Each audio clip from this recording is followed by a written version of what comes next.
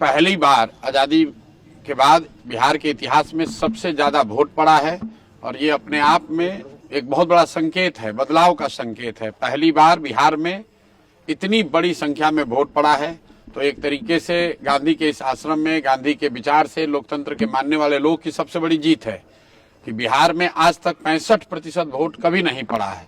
तो हम लोगों का ऐसा मानना है कि ये 65% वोट बिहार में बदलाव का वोट है। 14 तारीख से बिहार में एक नई व्यवस्था बनाने के लिए वोट है। ये वोट इस बात के लिए है कि बिहार में भी अब बच्चों के लिए पढ़ाई और रोजगार हो, बिहार के बच्चों को भी आगे पलायन न करना पड़े, 10-12 हजार के रोजी रोजगार के लिए घर परिवार बिहार गांव छोड़कर बाहर नहीं जाना पड़े, बिहार में भ्रष्टाचार खत्म हो। और इसीलिए लोग इतनी बड़ी संख्या में आकर वोट दिए हैं। जितने भी पत्रकार हैं, विशेषज्ञ हैं, राजनेता हैं, किसी को अंदाजा नहीं था, किसी को अंदाजा नहीं है कि इतना लोग वोट दिया कौन है।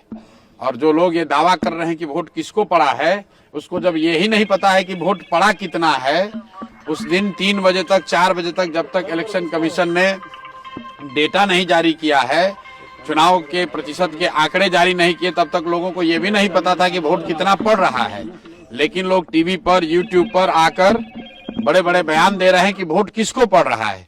भाई, जब तुम्हें यही नहीं पता है कि कितने लोग वोट दे रहे हैं, तो ये कैसे पता चल रहा है कि वो व्यक्ति किसको वोट दे रहा है।